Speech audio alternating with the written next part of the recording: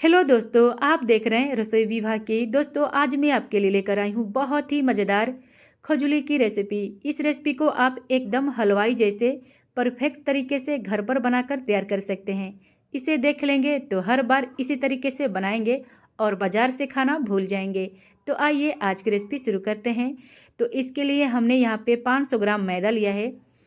तो इन्हें इस थाली में डाल देंगे। यहाँ पे ध्यान रहे कि खजूली हमेशा मैदा से ही बनता है। बहुत सारी चीज़ें ऐसे होते हैं जो मैदा से ही परफेक्ट बनते हैं। तो चलिए अब इसमें ऐड करेंगे 1/4 कप रिफाइंड ऑयल और चम्मच से 2 बड़े चम्मच। इसका मेजरमेंट आपको समझ में ना आए तो 2 चम्मच इसमें रिफाइंड ऑयल डाल सकते हैं। अब तेल को इसमें बहुत अच्छे से मिक्स कर लेना है, दोनों हाथों से रगड़ते हुए बिल्कुल इस तरीके से। तो सारी चीज़ें अच्छे से मिल गए हैं तो आटे को हाथों में इस तरीके से बांध कर देंगे। जब आटे में एक परफेक्ट बाइंडिंग आ जाए तो समझ लीजिएगा कि इसमें अच्छे से मोयन पड़ गया है, मतलब तेल। और आटे को बिल्कुल इस तरीके से तैयार करना है। तो चलिए आटे अच्छे से तैयार हो गए हैं तो अब इसमें हम पानी ऐड करेंगे। तो पानी इसमें एक साथ नहीं डालें, इसमें थोड़ा थोड़ा करके पानी डालें और रोटी के आटे से बिल्कुल सख्त आटा इसका गूँथ कर तैयार करना है। और आटे को 4 से 5 मिनट तक अच्छे से मसल कर गूँथ कर तैयार कर लेना है। जितने अच्छे से आटे को तैयार करेंगे आपका खुजली उतना ही परफेक्ट बनेगा। तो चलिए यहाँ पे आटे को हमने अच्छे से गूँथ कर तैयार कर लिया है। तो अब इस आटे को हम 2 भागों में तोड़कर तैयार कर लेंगे और इसका एक लोई तैयार कर लेंगे इस तरीके से। तो यहाँ पे हमने आटे का 2 लोई तैयार कर लिया है। तो चलिए चलते हैं अगले प्रोसेस की तरफ। एक लोई को हम रोटी की तरह बेलकर तैयार कर लेंगे। रोटी से थोड़ा सा मोटा और थोड़ा बड़ा रोटी बेलकर तैयार कर लेना है। इस रेसिपी को बनाने में कोई झंझट नहीं है, बहुत ही आसान तरीके से इस खजूली को बनाकर तैयार कर सकते हैं और इसे आप महीनों स्टोर करके खा सकते हैं। तो यहाँ पे हमने एक बड़ी सी रोटी बेलकर तैयार कर लिया है। अब यहाँ पे हमने 2 चम्मच देसी घी लिया है और साथ ही इसमें हम ऐड करेंगे 2 चम्मच मैदा। सारी चीज़ों को इसमें अच्छे से मिक्स करके इसका एक परफेक्ट घोल तैयार कर लेना है। ये देखिए, तो इस घोल को हम 2 से 3 चम्मच इस रोटी के ऊपर लगा देंगे। इसे चारों तरफ अच्छे से इसके ऊपर फैला देना है इस तरीके से। परफेक्ट खजूली बनाने के लिए यह प्रोसेस करना जरूरी है, इससे आपके खजूली खस्ता और क्रिस्पी बनेगा। अब इस रोटी को अच्छे से रोल कर लेना है, बिल्कुल इस तरीके से। इन्हें बहुत ज़्यादा पतला नहीं करना है, बिल्कुल इतना मोटा रखना है।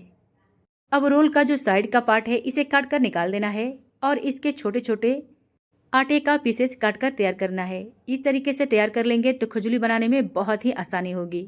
तो बिल्कुल इसी तरीके से सारे आटे को तैयार कर लेना है। तो इन्हें साइड में रखेंगे। दोस्तों, इस रेसिपी को सीखने के लिए वीडियो को फॉलो कीजिएगा। अगर आप वीडियो को पूरा नहीं देखेंगे तो इस रेसिपी को अच्छे से नहीं सीख पाएंगे।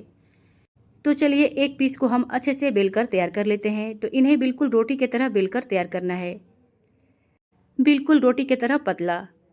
अब यहाँ पे इस बात का खास ध्यान रखना है कि आटे को जिस साइड से हमने फोल्ड किया है उसी साइड से रोटी में कट लगाना है, बिल्कुल इस तरीके से।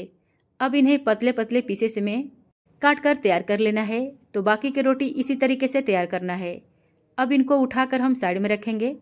तो यहाँ पे आप देख रहे हैं कि सबको हमने एक ही साथ उठाकर रख दिया है। तो यहाँ पे परेशान होने की जरूरत नहीं है। इसे आप बाद में अलग करना चाहेंगे तो ये अलग हो जाएगा, आपस में चिपकेगा नहीं।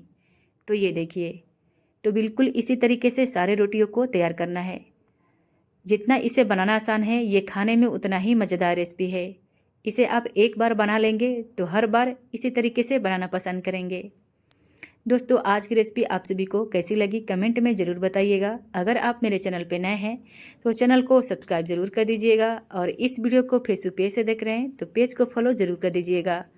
और आज की रेसिपी आप सभी को पसंद आती है तो इस वीडियो को अपने फ्रेंड्स फैमिली में ज़रूर शेयर कीजिएगा। तो ये देखिए, सारी रोटियों को हमने तैयार कर लिया है और इसे आप इस तरीके से अलग करना चाहेंगे तो अलग हो जाएगा बहुत ही आसानी से। ये देखिए, तो चलिए यहाँ पे सारी चीज़ें तैयार हो गए हैं। तो अब इनको हम फटाफट से फ्राई कर लेते हैं। तो इन्हें फ्राई करने के लिए तेल को सिर्फ मीडियम ही गर्म करना है, बहुत ज़्यादा तेल को गर्म नहीं करना है। और इन्हें फ्राई करते वक्त गैस का फ्लेम मीडियम ही रखें और तेल में जितना पीसेस डल सके उतना पीसेस डाल देना है। ये आपस में चिपकेगा नहीं और एक साथ बहुत सारा खजूली आप फ्राई करके तैयार कर सकते हैं। और 1 मिनट के बाद सबको पलट लेना है। तो 2 से 3 मिनट में ये खजूली फ्राई होकर तैयार हो जाता है। तो इन्हें ऐसे ही लगातार उलट पलट कर इसमें हल्का सा ब्राउन कलर आने तक अच्छे से फ्राई कर लें। तो इस खजूली का कलर आप अपने पसंद से व्हाइट और ब्राउन रख सकते हैं। मैं इसे दोनों तरीके से फ्राई करके तैयार करूंगी। तो चलिए, इसमें बहुत ही बढ़िया कलर आ गया है, तो इन्हें हम कढ़ाई से निकाल लेंगे। इन्हें एक बार फ्राई करने में सिर्फ 3 मिनट का टाइम लगा है। बहुत ही कम टाइम में ये फ्राई होके तैयार हो जाते हैं। इसे आप एक बार बनाकर खा लेंगे तो बार बार बनाने का मन करेगा, और बनाना भी उतना ही आसान है। और यहाँ पे इस खजूली को बनाने के लिए आटे और गुड़ का मेजरमेंट करना बहुत ज़रूरी है। सारी चीज़ें मेजरमेंट के हिसाब से बनाएंगे तो ये बहुत ही परफेक्ट बनेगा। तो बाकी के खजूली बिल्कुल इसी तरीके से फ्राई करके तैयार कर लेना है। तो ये अच्छे से फ्राई हो गए हैं, तो इन्हें हम कढ़ाई से निकाल लेंगे। और इन्हें फ्राई करते वक्त गैस का फ्लेम बराबर मीडियम रखें, तो ये जलेंगे नहीं और बहुत अच्छे से फ्राई हो जाएंगे जैसा आप कलर चाहेंगे। तो चलिए, सारे खजूली को हमने फ्राई करके तैयार कर लिया है। तो सारे खजूली को फ्राई करने में टोटल 9 मिनट का टाइम लगा है। तो ये देखिए, बहुत ही शानदार खजूली तैयार हो गए हैं। तो चलिए, अब इन्हें हम साइड में रखेंगे और चलते हैं अगले प्रोसेस की तरफ। तो पैन में डालेंगे सबसे पहले हम 1 कप पानी। तो यहाँ पे हमने चाय वाला ग्लास से पानी लिया है, तो इसमें डाल देंगे। और इसका ml की बात करें तो 200 ml। अब साथ ही इसमें हम ऐड करेंगे 500 ग्राम गुड़। तो अब इन्हें हम इस पैन में डाल देंगे। तो यहाँ पे सारी चीज़ों का मेजरमेंट मैं आपको बता देती हूँ। 500 ग्राम मैदा में 500 ग्राम गुड़ का इस्तेमाल करना है, और साथ ही 200 ml पानी का। तो इस खजूली को बनाने के लिए सिर्फ इतना ही चीज़ों का इस्तेमाल करना है, और सारी चीज़ें एकदम परफेक्ट हैं इस खजूली को बनाने के लिए। अब गुड़ को इसमें अच्छे से मिक्स कर लेना है, और इन्हें तब तक चलाते रहना है जब तक गुड़ इसमें पूरी तरीके से मेल्ट ना हो जाए। और इन्हें पकाते समय गैस का फ्लेम बराबर मीडियम रखें। इस गुड़ को धीमी आंच पर धीरे धीरे बहुत अच्छे से पकाना है। अगर आप तेज आंच करके इसे पकाएंगे तो ये जल्दी और ज़्यादा पक जाएगा। और यहाँ पे आप देख सकते हैं कि गुड़ जो है अभी थोड़ा सा पतला है, तो इसे 10 मिनट के लिए अभी और पकाना है, जब तक ये थोड़ी सी और गाढ़ा ना हो जाए। तो इसे ऐसे ही लगातार चलाते रहें जब तक ये अच्छे से पककर तैयार ना हो। तो यहाँ पे बहुत ही परफेक्ट गुड़ का पाक तैयार हो गया है। तो इसी के साथ हम गैस को बंद कर देंगे। गुड़ का पाक तैयार हो गया है। इसे चेक करने के लिए आप इसे हाथों पर इस तरीके से देखिएगा, इसमें एक तार आने लगे, ये देखिए। तो समझ लीजिएगा कि यहाँ पे गुड़ का पाक एकदम परफेक्ट तैयार हो गया है।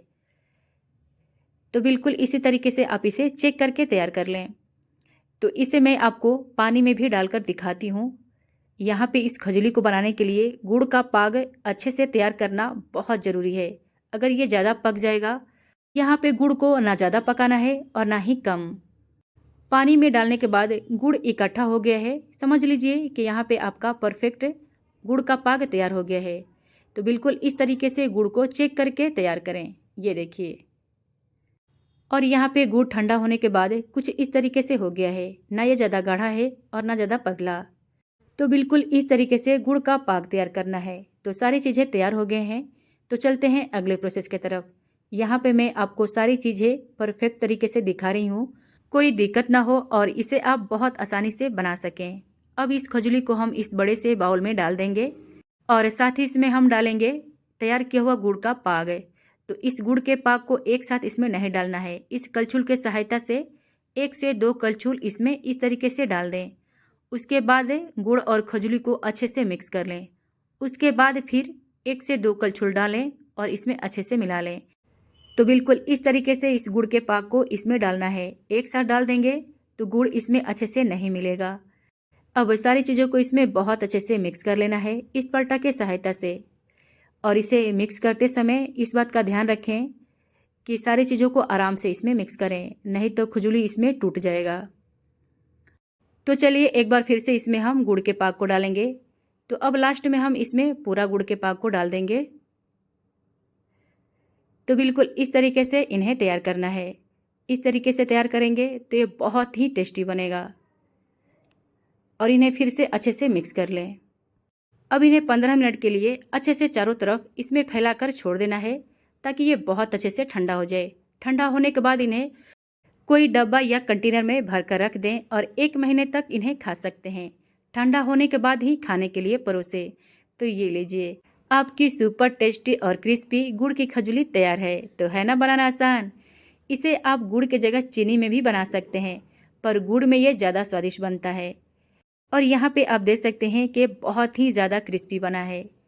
इसे बनाने में कोई झंझट नहीं है, तो इसे आप ज़रूर ट्राई कीजिएगा। उम्मीद करती हूँ कि आज की रेसिपी आप सभी को पसंद आए। तो मिलते हैं फिर से एक नई रेसिपी के साथ, तब तक अपना ख्याल रखें। वीडियो देखने के लिए थैंक यू, बाय बाय।